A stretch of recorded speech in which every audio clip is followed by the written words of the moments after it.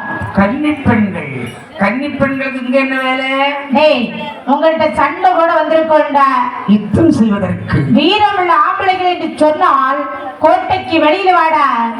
எழுந்தான் சண்டமண்டன் தலையறுப்பது போல் இவனை அறுக்க வேண்டும் என்று பெண்கள் நினைத்தார்கள். ஆமா. ஆனா அப்படி ஈஸி அறுக்க முடியுமா? எழுந்தான் தாருதன். தம்பிமார்களே, என்ன நம்மளோடு யுத்தம் செய்ய 7 பெண்கள் வந்திருக்கிறார்கள். ஆமா. பெண்கள் கண்கள்னு சொல்லுவோம். அண்ணா, நம்ம 7 பேரும் கல்யாணம் ஆகாம இருக்கோம். அவங்க 7 பேர் வந்திருக்காங்க. அவங்க கிட்ட பேசி கரெக்ட் பண்ணி நம்ம கல்யாணம் பண்ணிடுவோமே. சமாதானம் பேசுற நிலைமையில் அவர்கள் வரவில்லையடா. ஓஹோ, போர்க்கோலம் தரித்து வந்திருக்கிறார்கள். பெண்களுக்கு இவ்வளவு திமிர் என்று சொன்னால் இவர்களை நாம் விட்டு வைக்கல் ஆகாது அண்ணா, விட்டு வைக்கல் ஆகாது. ஆமா. என்று தாதாதிகளுக்கும் 7 பெண்களுக்கும் யுத்தம் நடந்தது இடைவிடாமல். ஒரு நாள் மற்றும் 2 நாட்கள் மட்டும் இல்ல. ஆயுதம் வழிமுறை விட்டால் மறு ஆயுதம் உடனடியாக கிடைக்கிறது. ஒரு தலை அறுபட்டால் மறு தலை உடனடியாகவே விளைத்து வருகிறது. ஒரு கரம் அறுபட்டால் கரம் உடனே விளைக்கிறது. எதிர்த்தவன் சக்தியில் பகுதி பலம் இவர்களுக்கு வருகிறார். சரி, ஒரு துள்ளி உதிரம் பூமியிலே விழுந்தால் 9 பேர் பிறக்கிறார். 9 துள்ளி உதிரம் விழுந்ததையானால் ஒரு அசுரன் பட்டு போனே. ஆனால் 9 கோடி அசுரர்கள் உடனே வந்து பிறக்கின்றார். அசுரன் தலை அறுக்கறுக்க வெறுத்துக் கொண்டிருக்கிறது. ஆனால் கன்னிமார்களோ சக்தியை இழந்தார்கள். 7 கன்னி பெண்களும் பேசுகின்றார்கள். வரும்போது 7 பேர் தான் அடியக்கா நின்னா. இப்ப எங்க பார்த்தாலும் அவனா தெரியாண்டி எவனை வெட்டனு தெரியலையே. நம்மால முடியாது அக்கா. அக்கா, நீ எத்தனை தடவை வெட்டிருப்படி? நம்மால இவனை அடிச்சு ஜெயிக்க முடியாதுக்கா. அடிச்சு ஜெயிக்க முடியாது. நம்ம இந்த அடிச்சு அந்த பொத்துட்டு வா. இனி அவனை ஒன்றும் செய்ய முடியாது. கழிஞ்சுக்கிடாது என்று 7 கன்னிமார்களும் போர் செய்ய முடியாமல் புதம் முன்பு காட்டி ஓடி கடற்கரை ஓரமாக வந்து நின்று என்ன சொல்கின்றார்? வாருங்கள் அடியக்கா. கைதைக்கு போன மானல்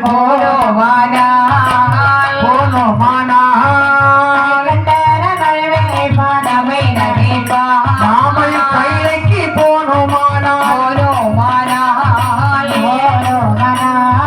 கரை கண்ட நம்மை நகைப்பார்வை நகைப்பா. தேவாதி தேவரெல்லாம்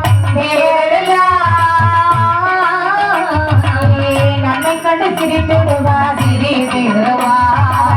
நம்மை கண்டு சிரித்திடுவா.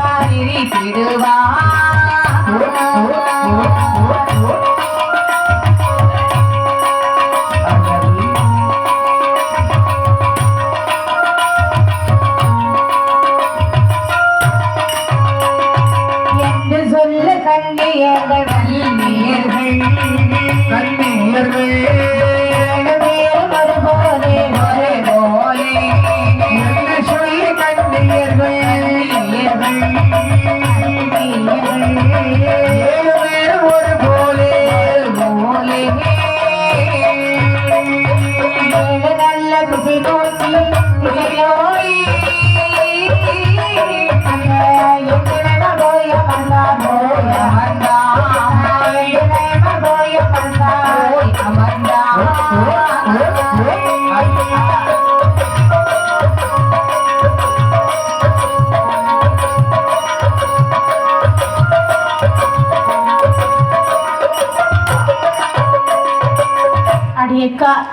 நாம் வரும்போது தாழ்தலும் அவர்களிடத்திலே என்ன சொன்னோம்?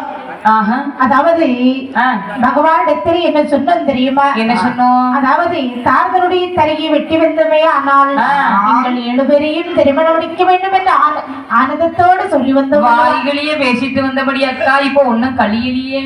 ஆமா, வாய்ப்பு இல்ல ராஜா. இது பாருங்கள், நம்மோடு முடியவில்லை. ஆனால் நம்ம 7 பேரும் அரியர் வச்சா காலேஜ் பக்கம் போக கூடாது. என்ன சொல்றீங்க? வானவர்களும் தேவர்களும் நம்மை நகைப்பார்கள். எல்லோரும் நகையாடுவார்களே.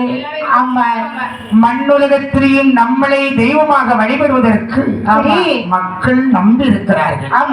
நம்ம 7 பேரும் சேர்ந்திருந்தால் நன்றாக இருக்காது. தனித்தனியாக இருக்க வேண்டும். ஆமா. எல்லோரும் ஒரு வருடத்துக்கு ஒரு நாள் ஒன்று சேர வேண்டும். சரி. என்னைக்கு நினைக்கலாம்? என்னைக்கு நீ சொல்லு. அதாவது தானுமாலையன். ஆமா சுசீந்திரம். ஆமா. இந்த சுசிந்தை பதியில் தெற்பத் திருநாள் வருகிற போது ஆமா. நாம் எல்லோரும் சேர்ந்து இருந்து பேசிக்கொள்ள வேண்டும். சரி. அதுவரைக்கும் தனித்தனியாக இருப்போமே. ஆமா. இந்த 7 கன்னிமார்களும் 7 திசைக்கு போய் அமர்ந்திருக்கின்றார்கள். மூத்தவள் எங்க போறா பாருங்க. வர்த்தனையில் வருதி போனாள், வர்த்தனையில் வருதி போனாள், அமெரிக்கரையில் வருதி போனாள், வர்க்கரையில் உறுதி போனாள், அமெரிக்கரையில் உறுதி போனாள், வாழ் வைத்த கோஷ்டத்திலே வானுதலால் உறுதி போனாள், கண்ணாரம்மை என்று சொல்லி கழுதல் ஒரு மொழி போனாள், முன்னங்கள் தகவலி என்று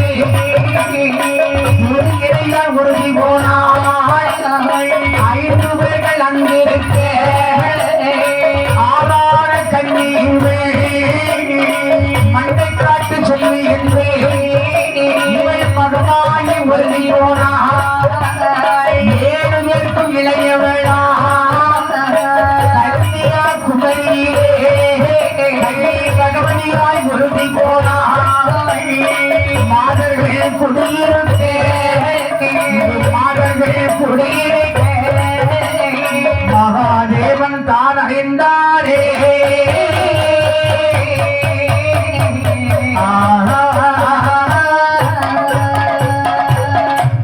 கன்னிபெண்களும் சரி 7 திசைக்கு போய் அமர்ந்து விடுகின்ற மற்கலைக்கு உறுதி போனாள், காவேரி கரிதனிலே உறுதி சென்று அமர்ந்தாள், உன்னங்கள் பகவதி என்று துடியடையால் உறுதி அமர்ந்தாள், வாழ்வற்ற தோட்டத்திலே மகமாகி உறுதி சென்று அமர்ந்தாள், கண்ணாளம்மை என்று சொல்லி கடல் வழியாக உறுதி சென்றாள், அம்மா மண்டை காட்ட பகவதி என்று மகமாகி உறுதி சென்று அமர்ந்தாள், 7 பேருக்கும் இளையவள் கன்னியாக வந்திருந்ததினால் குமரி பகவதியாக அமர்ந்தாள்.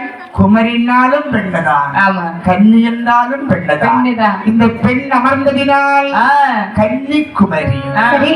அதை கன்னியா குமரிக்கிறோம். அம்மா இப்படி 7 பேர்கள் இங்கிருக்கிறதை அறிந்து என் பகவான் பார்வதி சுவாமி தெய்வ கன்னிமார்களை அனுப்பினால் தாதரை வதம் செய்வார்கள் என்று சொன்னாய். அம்மா இப்போது அவர்கள் மண்ணுலகிலே ஆங்காங்கே கோவில் கொண்டிருக்கிறார்கள் அம்மா. சரி. இனிமேல் யாரை விட்டு இந்த தார்தன் தலையை அறுப்பது? பகவானே தார்தனுடைய தலையை இருக்க வேண்டுமே, ஆனால் இன்னும் ஒரே உறுதி உண்டு. யாரை பிறவி செய்ய வேண்டும் தெரியுமா? அவள் தான் யாரு சுவாமி? ஓருக்கு அலங்காரி, ஓருக்கு அலங்காரி,